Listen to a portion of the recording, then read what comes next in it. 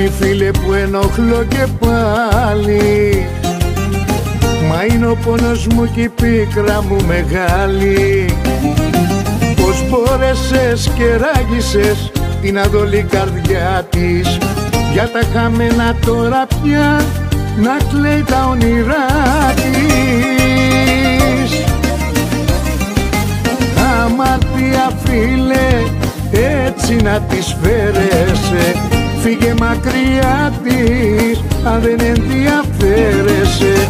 Σου έχει δώσει τη ζωή της και την εκμεταλλεύεσαι, δεν την αγάπησες ποτέ, πονάει αυτή και χαίρεσαι.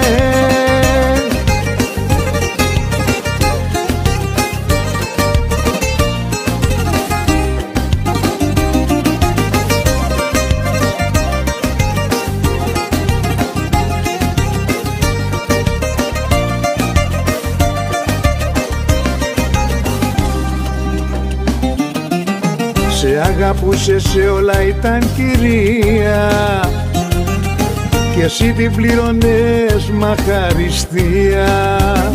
Σε νοιαζότανε, ήθελε το καλό σου και εσύ κοιτούσες μόνο τον εαυτό σου.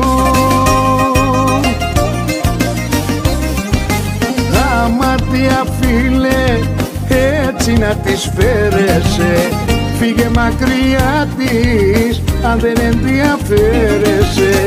Σου έχει δώσει τη ζωή της και την εκμεταλλεύεσαι, δεν την αγάπησες ποτέ, πονάει αυτή και χαίρεσαι.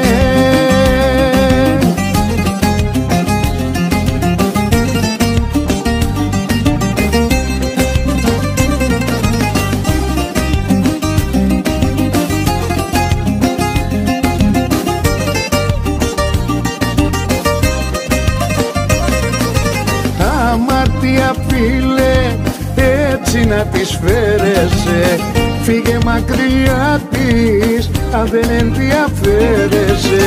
Σου έχει δώσει τη ζωή της και την εκμεταλλεύεσαι, δεν την αγάπησες ποτέ, πονάει αυτή και χαίρεσαι.